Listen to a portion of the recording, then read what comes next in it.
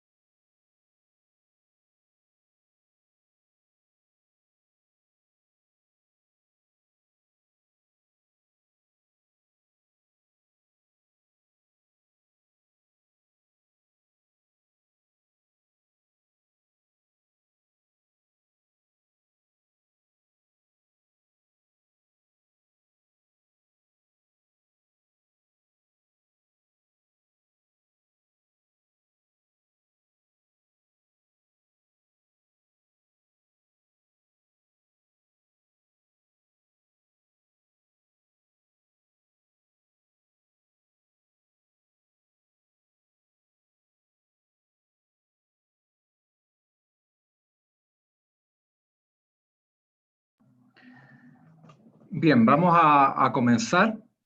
Vamos a comenzar la sesión de hoy. César nos dice que está desde el trabajo, así que no puede hablar. Saludamos a César entonces. Saluden a César, por favor, Hola, para que no se César. sienta tan desplazado. Bailen sin cesar. ¿Cómo está? Ah, no puedo hablar, porque estoy preguntándole cómo está. Bien,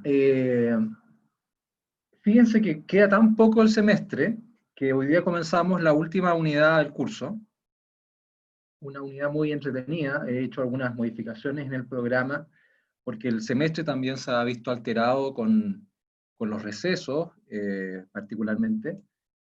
Nos vamos a enfocar a partir de la sesión de hoy a abordar el discurso narrativo, concretamente a partir de la teoría del modelo del viaje del héroe, como discurso y relato, aplicado fundamentalmente a relatos de ficción, al discurso político, al discurso publicitario. Vamos a hablar del viaje del héroe en la sesión de hoy. La próxima semana nos vamos a referir a algo que ha estado probablemente muy en el tapete cuando se vincula la psicología más profunda con la teoría de la comunicación. Me refiero al concepto de arquetipos. Vamos a ver los arquetipos. El héroe es un arquetipo y nos vamos a adentrar en esa dimensión.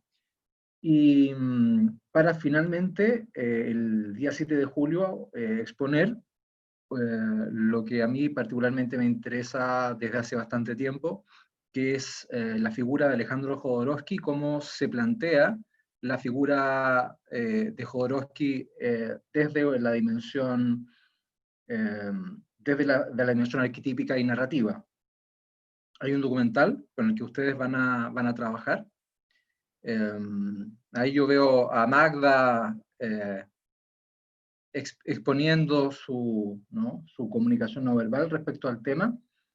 Hay un documental que aborda precisamente el trabajo de Jodorowsky, que probablemente debe ser uno de los exponentes multifacéticos chilenos más importantes del último siglo, que es el documental Duna de Jodorowsky, que está disponible en YouTube.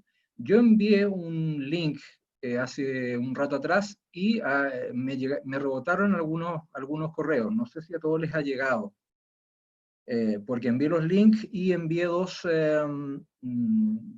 materiales en PDF.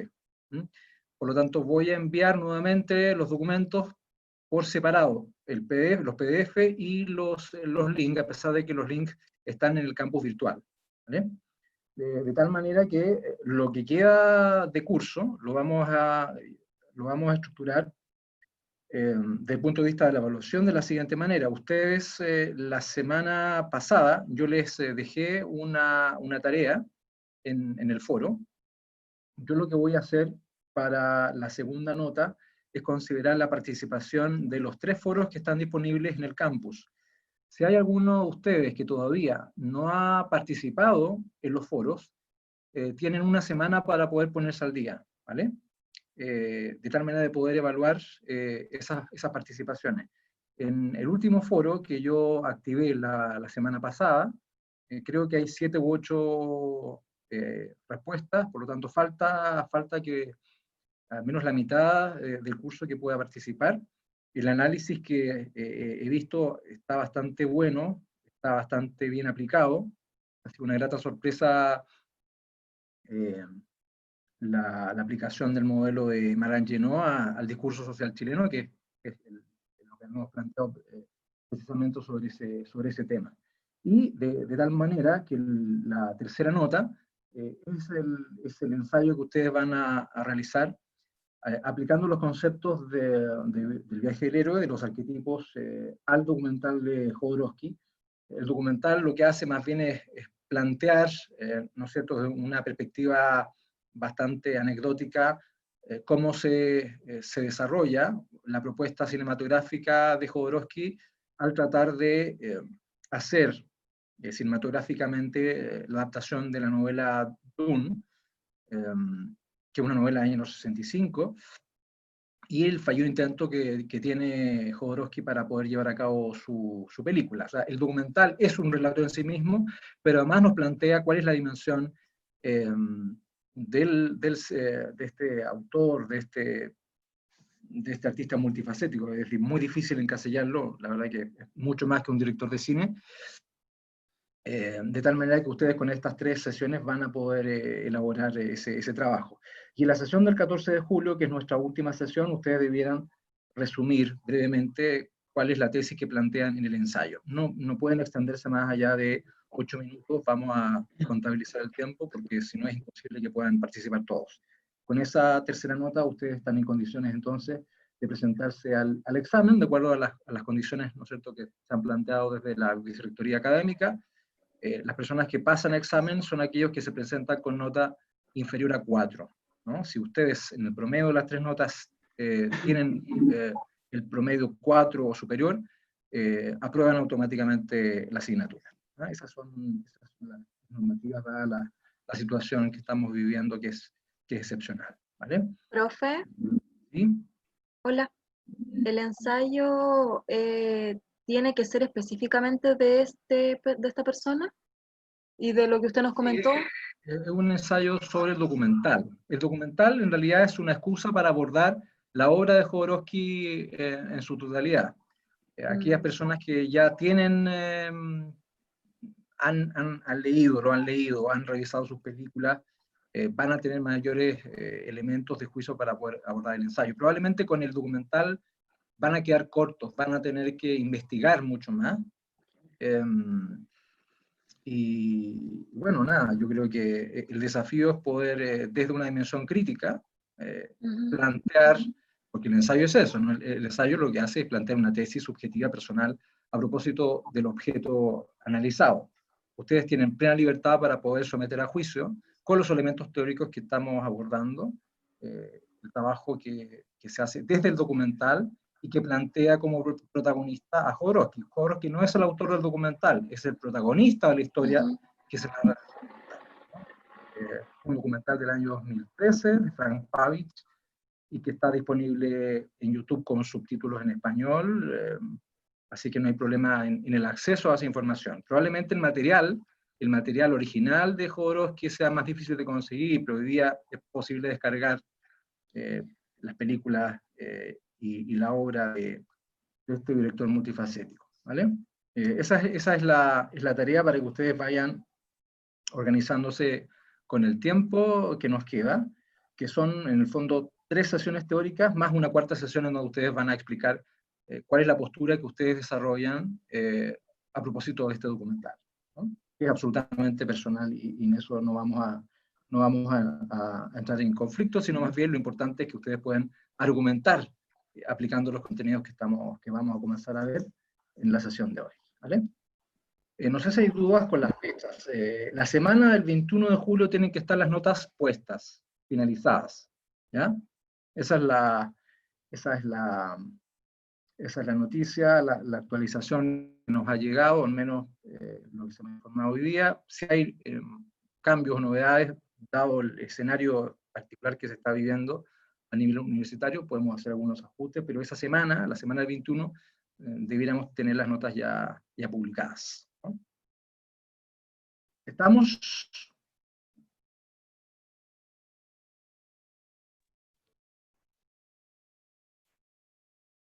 Vale, vamos a compartir. Vamos a compartir el escritorio para precisamente abordar este modelo que ha sido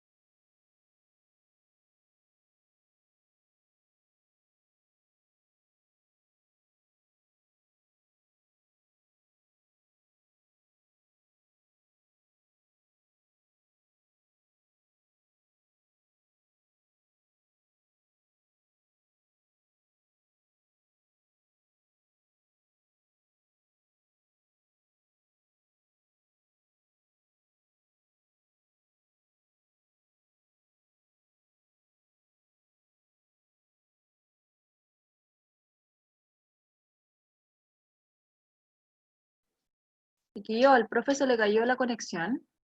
Ah, ahí está el profe. Ahí Ya, lo fui yo, Ahí volvió. fui yo. Estoy con con una internet horrible, horrible. No, Estaba empezando a sacar el computador porque pensé que era yo de nuevo. no, fui yo. Sí, yo igual me salí 2 veces. Yo no sé si es por la hora, pero tengo una conexión Está pésimo, sí. muy deficiente. Bien, vamos a compartir entonces escritorio. ¿La presentación? Sí, ¿La alcanzan a ver? sí, se ve. Vale. Vamos a partir esta clase con esta advertencia.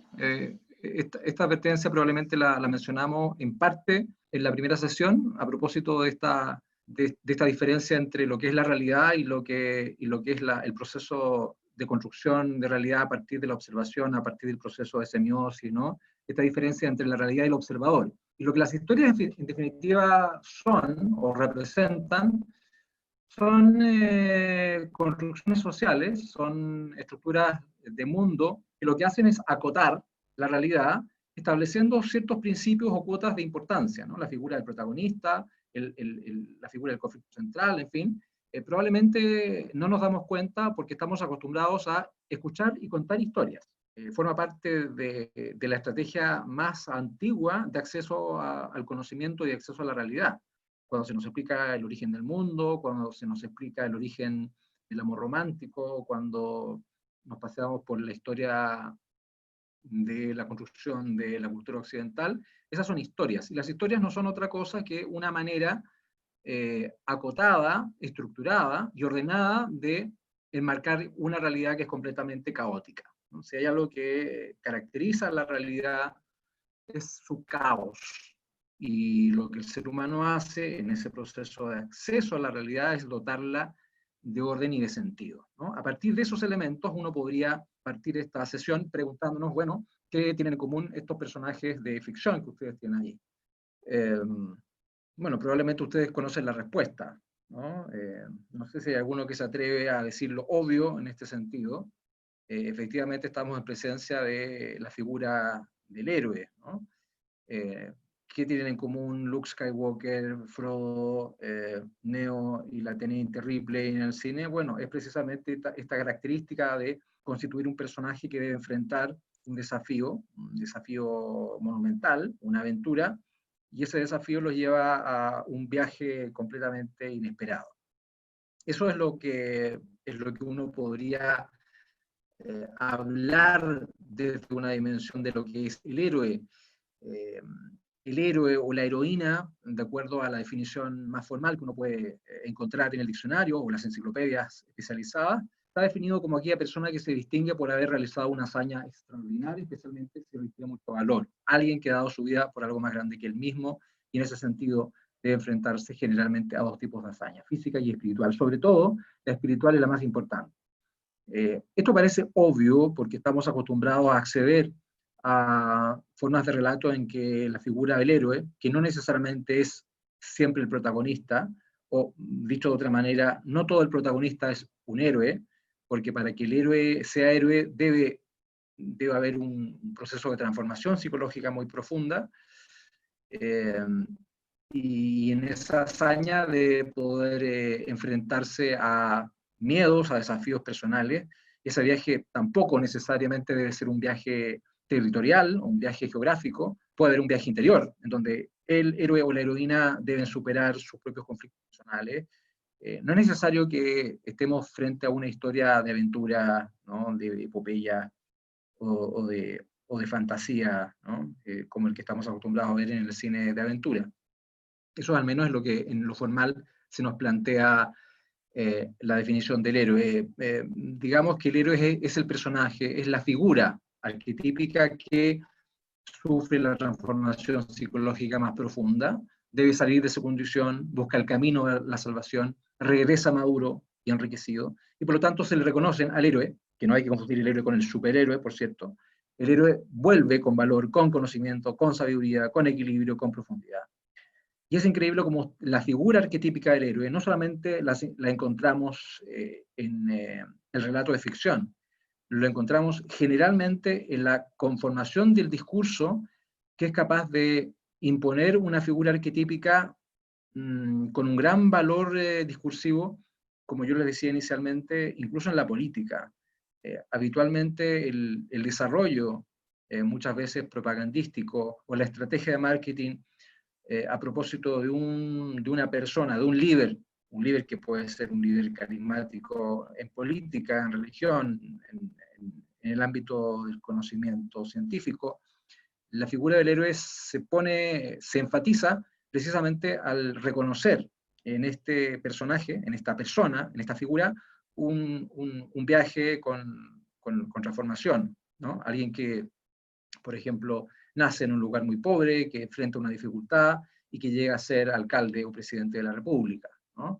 O la figura a lo mejor de algún líder espiritual, en donde se ponen de manifiesto ciertas características de obstáculo en su vida que lo llevan finalmente al lugar en el que se ha convertido. O sea, la figura del héroe traspasa el mero relato fantástico, el mero relato de ficción, y se ha convertido en una especie de figura arquetípica estratégica al momento de plantear, incluso a nivel publicitario, el valor de una marca, ¿no? Por lo tanto, es interesante que conocer esta figura, entendiendo que es parte de una estrategia discursiva, en donde se le reconocen ciertos valores, se le reconoce cierta profundidad psicológica, ¿no? O sea, si hay algo que caracteriza a este héroe o heroína, por cierto, es esta transformación psicológica. Alguien que parte de una manera debe sufrir, debe enfrentar obstáculos, debe enfrentar dificultad, debe enfrentar una tragedia muchas veces para llegar a un lugar privilegiado y por lo tanto con un reconocimiento moral de parte del resto de la población, ¿no? Eso es importante también destacarlo. Ahora, la figura del héroe no es un invento actual, pertenece al mito, que es este relato, narración milenario, común a todas las culturas, que establece las bases psicológicas milenarias, y que define los temas que hoy día son universales, estableciendo una especie de sistema interior de creencias en el cual todos nos vemos reconocidos, ¿no? Presenta personajes arquetípicos, desde la figura de la madre, ¿no?, acogedora, desde el padre autoritario, la figura del mentor, la figura del bufón, la figura del forajido, la figura del hombre o la mujer corriente. Son personajes o figuras arquetípicas que están presentes y que no las cuestionamos mayormente porque forman parte de nuestro ADN cultural.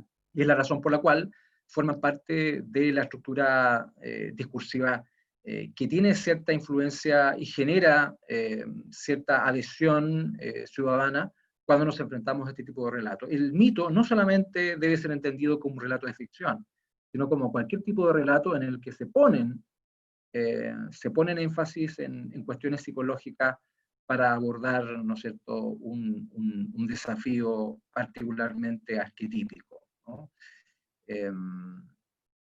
Y en ese sentido, hay un autor que es probablemente quien mayor se ha dedicado al estudio, quien mayor se dedicó, porque Campbell ya falleció hace ya bastantes décadas.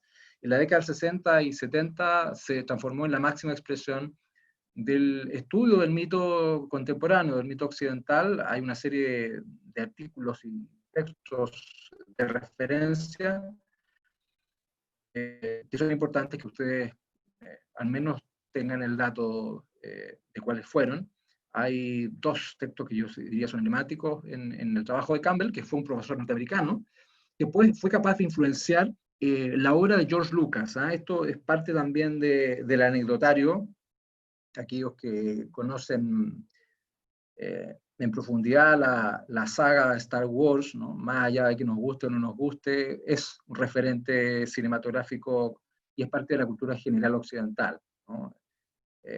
Es como desconocer el Quijote para la lengua española. En el ámbito cinematográfico, George Lucas incorpora elementos que habían sido trabajados por Joseph Campbell, y por lo tanto uno podría decir que indirectamente Campbell llega a influir en la manera como accedemos al relato de ficción contemporáneo, con todo lo que eso significa y la influencia que ha tenido el cine en la construcción de las estructuras que hoy día conocemos. Y en ese sentido, la mitología que es analizada por Campbell en su tiempo, reconoce este relato del héroe que está presente en narraciones literarias, en sagas épicas, en gestas políticas, en leyendas religiosas, ¿no? Mucho más que literatura. Fue una parte de la base del conocimiento en el cual nos movemos permanentemente. Y esta figura del Salvador puede ser expresada en este gráfico que ustedes tienen en pantalla, ¿no? Hay un héroe, un personaje, una figura que está en una comodidad aparente, se manifiesta una crisis, de enfrentar esa crisis, hay una caída, se afronta la situación, le viene una batalla y hay un resurgimiento. O sea, ustedes ven en este viaje con una caída muy profunda, a figuras que forman parte de la cultura popular, desde la música, desde el arte, desde el cine, desde la religión, ¿no? Ustedes pueden reconocer en este viaje a una Violeta Parra, pueden reconocer en este viaje a un Jesucristo, pueden reconocer en este viaje a un liberador, a un guerrero que es capaz de liberar a su pueblo. Es decir, la figura del héroe como salvador está presente en las bases desde donde se sostiene la cultura occidental y sigue presente cada vez que surgen crisis. No es menor que frente a cualquier situación de emergencia sanitaria, frente a cualquier situación de emergencia política, siempre se busque un salvador, un héroe que tenga la autoridad moral para poder ser seguido por su pueblo, ¿no? Que es lo que se le reprocha muchas veces a los líderes políticos, a las personas que están a cargo de las decisiones en situaciones de emergencia o crisis como las que estamos viviendo, ¿no? Y ese salvador, ese héroe, esa heroína, debe representar, debe tener la talla moral que forma parte de lo que hemos leído, de lo que hemos escuchado, de estas leyendas, de este discurso narrativo que está tan incorporado en la manera como entendemos la humanidad, ¿no? La figura del Salvador sigue siendo una aspiración colectiva, ¿no? Alguien que nos saque de este pantano, ¿no? Alguien, no sé si recuerdan en el contexto del estallido social, el gran problema que tuvo en Chile el estallido social fue precisamente la ausencia de liderazgos fácilmente reconocibles, ¿no? Debido a que al ser un movimiento ciudadano carente de cabeza, carente de una figura que pudiese dialogar con la autoridad, para muchas personas, entre las cuales yo me incluyo, por cierto, había una sensación de pesimismo porque no se veía la salida. Bueno, y no se sigue viendo la salida precisamente por la ausencia de esta figura que está incorporada en nuestro esquema mental, ¿no? Es como si quisiéramos que alguien negociara con la autoridad, un héroe político, alguien que tenga la autoridad moral para representar el malestar ciudadano. Y esa figura no surgió en el estallido hasta que vino la crisis del coronavirus, ¿no? De ahí que se plantee que esto es una especie de paréntesis, no se sabe qué va a pasar con estas demandas ciudadanas una vez que la crisis sanitaria se termine, ¿no? Por eso es importante comprender esta figura, porque no es una figura inventada, recientemente, es una figura que forma parte de la arqueología del conocimiento desde el cual se construye la realidad cotidiana, ¿no? Bueno, pero este deseo por querer comprender la figura del héroe no surge necesariamente con Campbell, al menos desde una perspectiva problemática. El año 1895 ya un francés, Joel Polti, se planteó el desafío de identificar cuáles eran las situaciones dramáticas más importantes que permitían entender cuál es el sustento de una historia interesante. Y fue capaz de reconocer estas 36 situaciones dramáticas que, combinadas entre sí, daban origen a las historias más influyentes de nuestra realidad. Si ustedes mezclan rebelión, locura y obstáculo de amor, tienen una historia. Si ustedes mezclan adulterio, crimen de amor y remordimiento, tienen otra historia. Y este listado, que se transformó en una especie de listado casi oficial de los núcleos narrativos o dramáticos en gran parte del siglo XX, fue generando nuevas investigaciones. Esto es un dato que les estoy mostrando, no es necesario que memoricen estas situaciones dramáticas, por lo demás, no es algo que se haya convertido en un paradigma propiamente tal, pero eso motivó a otros estudios como el de Vladimir Prop, analista del cuento ruso, que fue capaz de identificar en el análisis de más de 100 cuentos de hadas rusos. El análisis del cuento maravilloso fue capaz de identificar una serie de elementos variables y un conjunto de elementos invariables que permitieron abordar la existencia de esferas de acción como modelo de una estructura narrativa. De ahí que ustedes puedan identificar en una especie de ley, casi una ley, ¿no?, obligatoria, en un relato, la existencia de un agresor, de un donante, de un auxiliar, de la princesa y su padre, del mandatario, del héroe, del falso héroe. Estas eran las funciones que eran parte de las estructuras de los cuentos de hadas, los cuentos maravillosos que ustedes probablemente accedieron en algún momento en su infancia o en su adolescencia. Una estructura narrativa en donde se establecían incluso ciertas funciones dependiendo del género.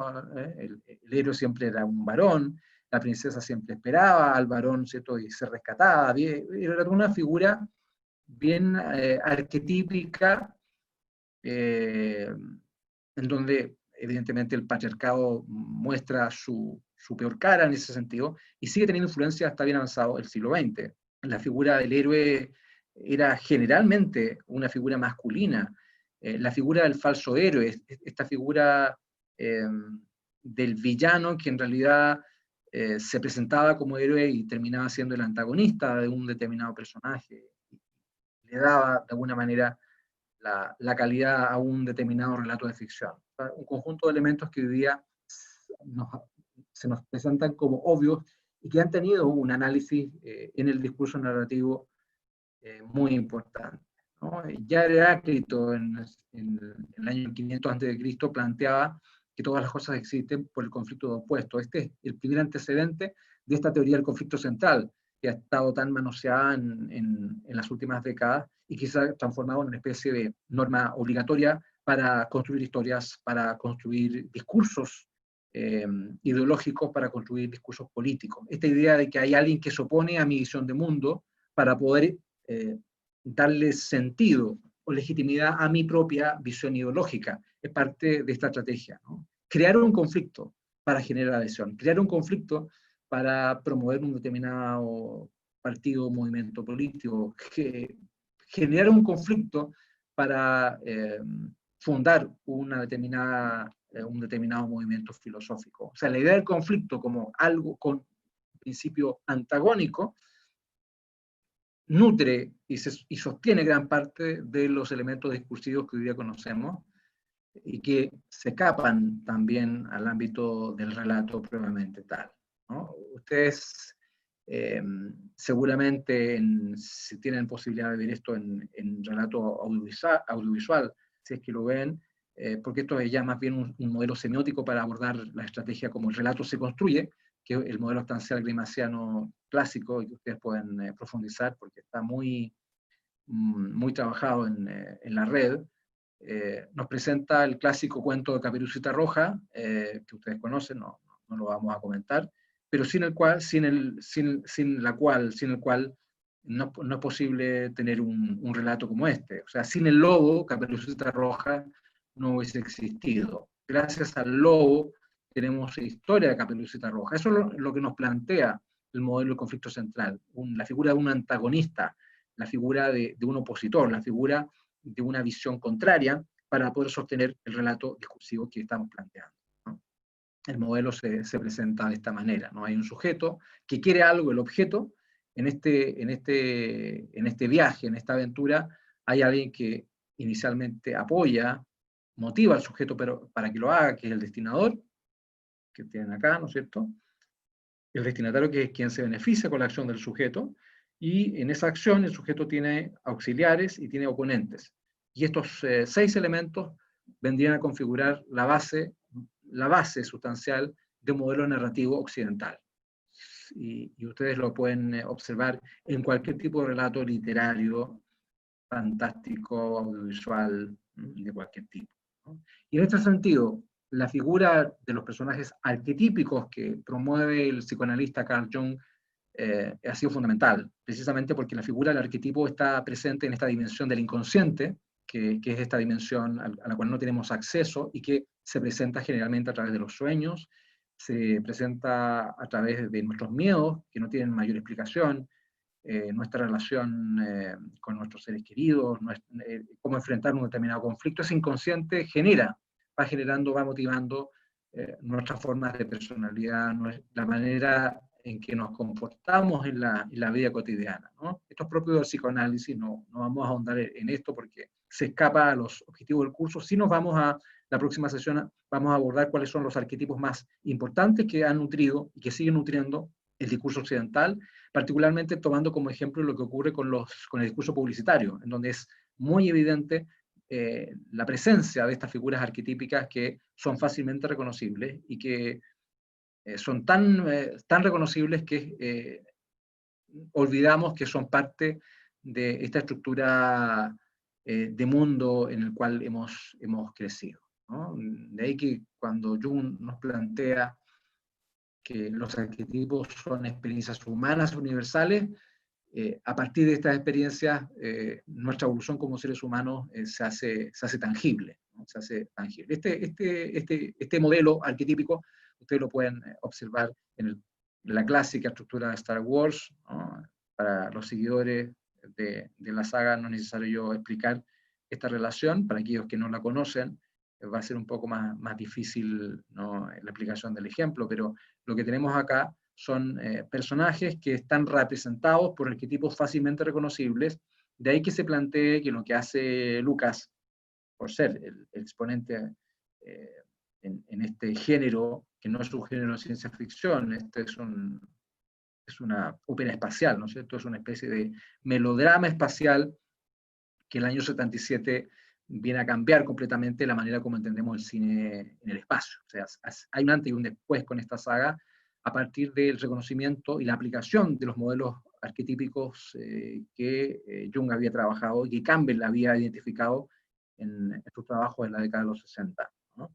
Entonces, ustedes tienen acá cómo el trabajo teórico, desde la psicología social, desde la teoría del relato, tiene implicaciones que son muy importantes en historias que son fácilmente reconocibles y que han traspasado generaciones, ¿no? Tanto así que nos encontramos con 3 o 4 generaciones que han podido actualizar la saga con 9 películas, independientemente del valor que le otorguemos a esa película. Uno podrá tener un juicio respecto a la calidad de esta, respecto a la contradicción, respecto al nivel de comercialización, pero lo que queda claro es que no podemos ser indiferentes a la influencia que ha tenido en el cine y por lo tanto en la cultura popular occidental, ya que ustedes saben que gran parte de lo que Estados Unidos produce cinematográficamente, gran parte, si no todo, tiene su efecto inmediato en Latinoamérica, no solamente desde la comercialización de este tipo de historias, sino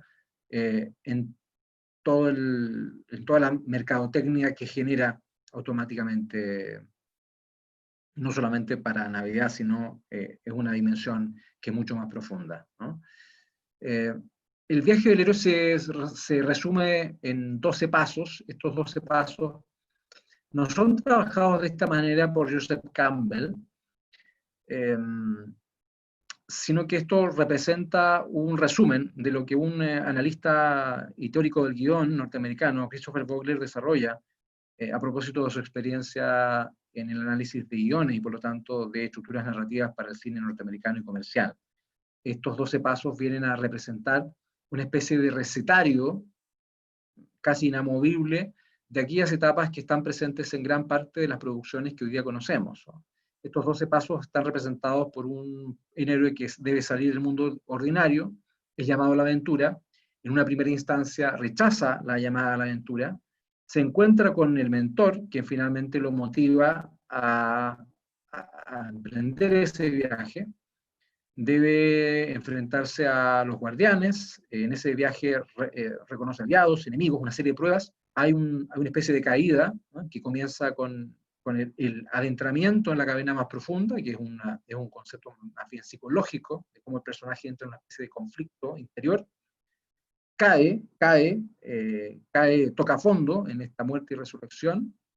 Una vez que resucita, esta es evidentemente metafórica, ¿no?, es una resurrección espiritual. Luego de esto hay una recompensa, regresa a enfrentar al villano en una gran lucha final, una nueva resurrección y finalmente llega triunfante a la comunidad, rescata a la princesa, encuentra el anillo, encuentra la espada, la devuelve, en fin, hay un montón de motivos por el cual el héroe o la heroína debe enfrentarse a la adversidad, pero estos 12 pasos se han transformado en una especie de recetario universal a partir del cual gran parte del relato de ficción comercial se sustenta. Tanto es así que esta guía de Christopher Vogler se ha transformado en un famoso libro que se llama El viaje del escritor, y que ha sido trabajado desde el cine, desde la publicidad y también por el discurso político. Yo pongo especialmente énfasis en la aplicación que tiene en el discurso político, porque el héroe vendría siendo una especie de arquetipo fácilmente identificable y con gran adhesión ciudadana, precisamente por la transformación psicológica y por la adversidad, ¿no? No es lo mismo llegar a un cargo público después de haber pasado pellejerías en la infancia o en la adolescencia, después de haber perdido a sus padres, después de haber estado fuera de Chile, en fin, o por el solo hecho de poder enfrentar una tragedia personal, como ese personaje llega a un cargo público con esa vida que es promocionada precisamente como un valor, ¿no? Esa transformación lo convierte necesariamente en un héroe que es respetado y con la autoridad moral que es necesaria para enfrentar situaciones de conflicto y adversidad, ¿no? Hay un video que me gustaría que lo pudiésemos revisar. Vamos a que yo les envíe el link, lo vamos a poner acá en el... Vamos a...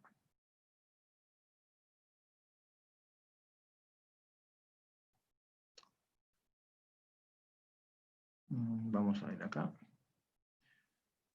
Que es un interesante video que en 6 minutos explica el viaje del héroe. Lo vamos a poner en el chat, a ver si todos tienen. Hay una pregunta acá, vamos a contestarla. Este es el link para que ustedes ingresen a YouTube. Yo lo voy a poner acá en la pantalla, pero en silencio para que no genere interferencia. Acá César me pregunta si es posible que el viaje del héroe en el que el personaje permanezca inmutable, pero finalmente sea el mundo a su alrededor el que cambie. Pienso en la película Hasta el último hombre, en la que el héroe permanece inmutable en sus valores y sabiduría durante toda la película, pero es el mundo que gira a su alrededor que finalmente termina cambiando. No he visto la película. Habría que ver si este personaje realmente permanece inmutable. A lo mejor cambia en el acto final de la película. No sé si César me puede contestar la pregunta. Si no hay cambio, probablemente la figura del héroe no es el personaje principal, ¿no? No sé si César me puede escuchar.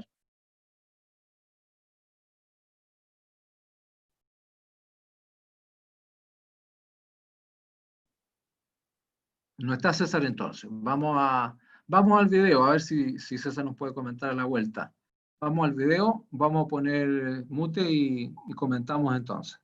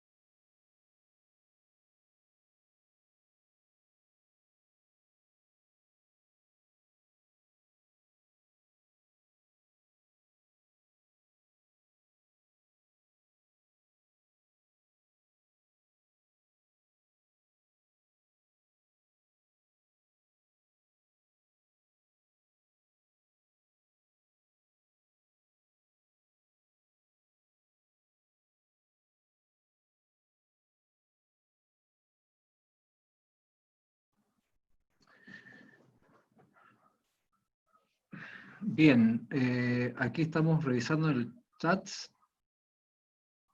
César nos responde, Juan Pablo también contesta. Habría que ver la película, quizás el héroe puede estar representado por un personaje colectivo, ¿no? En este caso, si es así.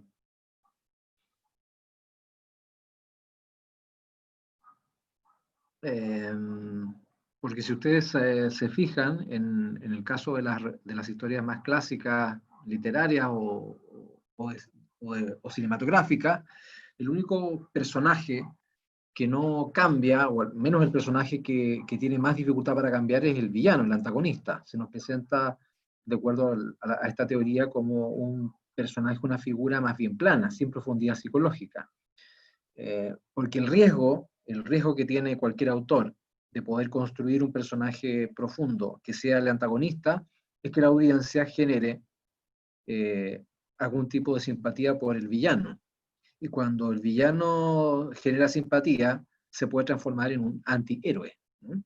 Como lo que ocurre con el Joker, el Guasón, que la última película refería al tema. Es un antihéroe, ¿no? Es alguien que escapa completamente a los cánones de lo moralmente aprobable, de aquello que es socialmente aceptable. Y esa figura, por lo tanto, se transforma en una especie de antihéroe que representa y que es fácilmente identificable por parte de la audiencia, ¿no? Si ustedes se fijan, estamos ante la figura de un modelo que lo que busca es generar una adhesión ante un público y a una audiencia, ante un espectador, un destinatario, fácilmente predecible. De ahí que esta figura esté más bien ligada a la dramaturgia promovida por Aristóteles hace ya más de 2500 años, que con otras estructuras literarias que pueden ser probablemente menos conocidas. O sea, aquí, si hay un vínculo acá entre este tipo de modelos, es con la dramaturgia, porque la dramaturgia lo que apunta con su discurso es a generar un impacto en la audiencia. Y por lo tanto responde a un clásico modelo comunicacional persuasivo, puesto que detrás de este tipo de relatos lo que finalmente se trata de entregar es un argumento filosófico, es una visión de mundo, con un alto énfasis moral, ético, de tal manera que el destino de los personajes esté respaldado por esa posición autoral. Y si alguien muere, si alguien entra en una tragedia, esa tragedia más bien está ligada a una posición moral de parte del autor, ¿no? En este sentido, el relato se nos presenta como un discurso con un alto énfasis moral y no inocuo, no es un discurso neutro, y en ese sentido hay que considerarlo como una teoría, como un modelo narrativo que tiene efectos hasta el día de hoy. Les iba a mostrar una última diapo, que es esta figura, como la figura que ahí tienen ustedes el modelo de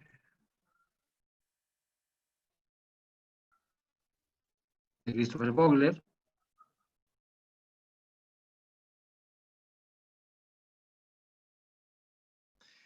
En pantalla tiene a Christopher Vogler, que es probablemente quien más ha usufructuado de los conocimientos de Joseph Campbell, a través de este texto que les mencionaba, que circuló inicialmente como una especie de manual fotocopiado en la industria de Hollywood. Vogler trabajó muchos años en Disney, fue asesor del guión de la película El Rey León, y para llegar al guión del Rey León tuvo que analizar el viaje del héroe para poder elaborar un discurso narrativo que fuese poco arriesgado. Y lo que hace Disney generalmente con sus películas es precisamente aplicar el modelo del héroe a rajatabla para no afectar la inversión. Ustedes saben que hace una película muy cara y por lo tanto el riesgo es muy alto, y el viaje del héroe actúa como una especie de soporte, de sustento que nadie quiere violar, ¿no? Porque las consecuencias pueden ser desastrosas desde el punto de vista de la audiencia. Estamos frente a una audiencia que está acostumbrada a enfrentarse historias con este tipo de relatos, con finales, con finales felices o trágicos, pero con finales, no con historias abiertas, no con personajes que que finalmente no tengan una transformación, ¿no? Y ustedes este modelo lo aplican al clásico modelo aristotélico de los 3 actos, y tienen esta figura donde hay una crisis, hay un clímax, y en donde incluso desde el punto de vista del relato cinematográfico se expresa en cantidad de páginas, ¿no? Las primeras 30 páginas en el acto 1, las siguientes 60 páginas en el acto 2, y las 30 páginas siguientes en el acto número 3. Esto evidentemente siempre es flexible, considerando que una página de guión es el equivalente a un minuto de película. Por lo tanto, tenemos 90 minutos de película, y eso está representado por 90 páginas de un guión que debe ser aprobado por la industria, por los productores, por los financistas. Y el modelo del viaje del héroe da garantías de que la audiencia va a poder comprender el mensaje, ¿no? Que es el gran problema que tienen muchos autores, muchos narradores, que deciden no hacer caso de esta estructura, con las consecuencias, puesto que la audiencia, nosotros, cuando hablamos de audiencia estamos hablando de ustedes y yo y toda la comunidad occidental, no está acostumbrada a estructuras distintas, no está acostumbrada a historias que no tengan un único conflicto central, ¿no? De hecho, ha sido muy criticada por Raúl Ruiz, el cineasta chileno más importante que desarrolló su carrera fuera de Chile, porque precisamente lo que hace Ruiz en sus películas es no hacer caso de la teoría del conflicto central, separarse completamente del modelo aristotélico, separarse de este modelo del héroe, para contar su propia forma de hacer cine, y la consecuencia es que fue un director muy poco comercial, porque su cine no fue comprendido, ¿no? Es considerado un cine muy de autor, un cine lento, un cine demasiado introspectivo, y eso la audiencia no lo perdona, porque forma parte de nuestro proceso de formación. Las historias que escuchamos, las historias que vemos, las historias que leemos, son historias que se someten en general a el modelo de los 3 actos, con un planteamiento, un conflicto y un desenlace de ese conflicto, y prácticamente no cuestionamos la fórmula. Es una fórmula que ya lleva más de 2000 años en el cuerpo y que ha nutrido gran parte del desarrollo de lo que hoy día es Occidente, ¿no? No sé si hay preguntas.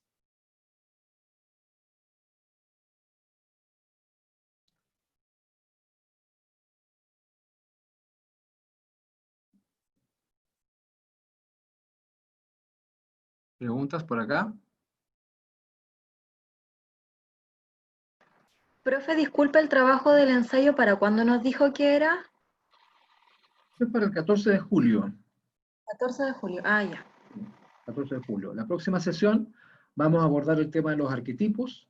El 7 de julio vamos a exponer el trabajo de Jodorowsky, la evolución de Jodorowsky, particularmente referirnos al documental, que resume en gran parte su visión artística discursiva, para que ustedes el 14 de julio puedan entregar el trabajo y puedan exponer en 8 minutos cuáles son, fundamentalmente explicar la tesis que ustedes presentan, ¿no? ¿Cuál es la idea principal?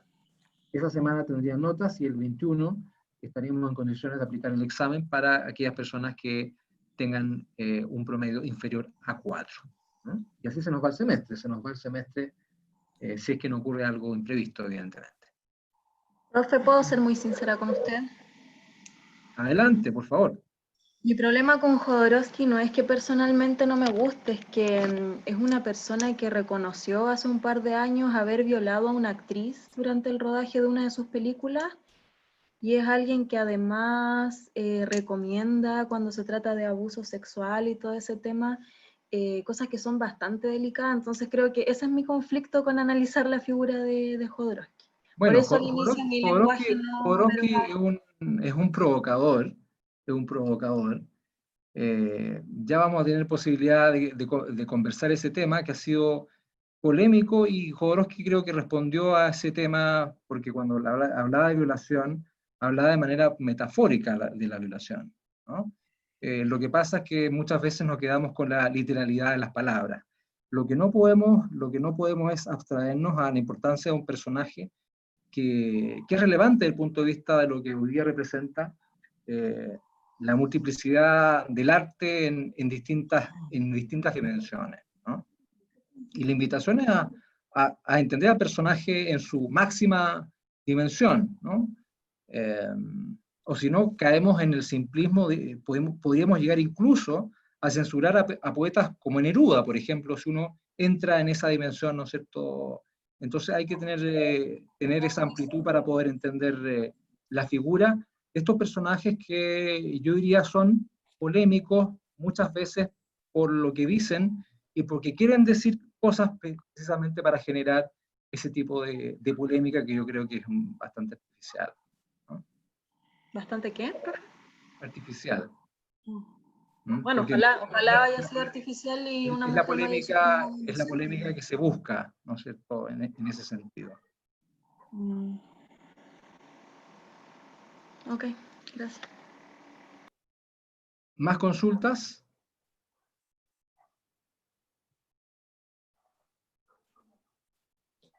Bien. Profe, ¿Sí? ¿va a subir alguna pauta de evaluación con el tema del ensayo como la anterior, como una guía de Sí, los temas, de cómo va a haber abordarlo? una pauta. Va a haber una pauta. Yo en principio les pediría que comenzaran a ver el documental. Ese es el primer ejercicio. Vean el documental y se van a dar cuenta inmediatamente cuáles son los elementos que van a ser aplicados. Ya, perfecto. Es un documental de 90 minutos, creo, un poquito más quizás, que es muy fácil de ver y está bien explicado el trabajo que hace Jodorowsky y la influencia que tuvo, digamos, desde el punto de vista artístico y discursivo, ¿no? Y recomiendo el documental porque creo que refleja la dimensión humana del personaje, más allá del cuestionamiento personal que podamos hacer de su obra, ¿no?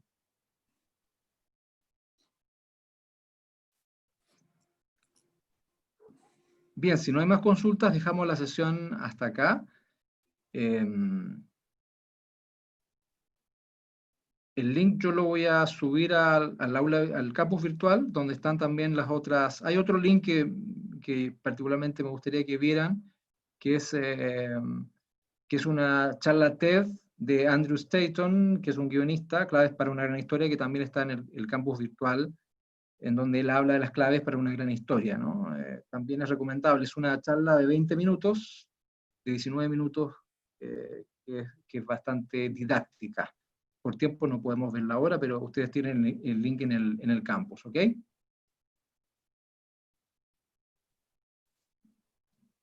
Bien, nos vemos entonces. Hasta el próximo martes. Gracias. Chao a todos. Chao, profe. Chao a todos. Chao, profe, gracias. Chao. Chao, profe. Chao, Chao, chicos. chao. Chao, profe. Chao, profesor. Chao.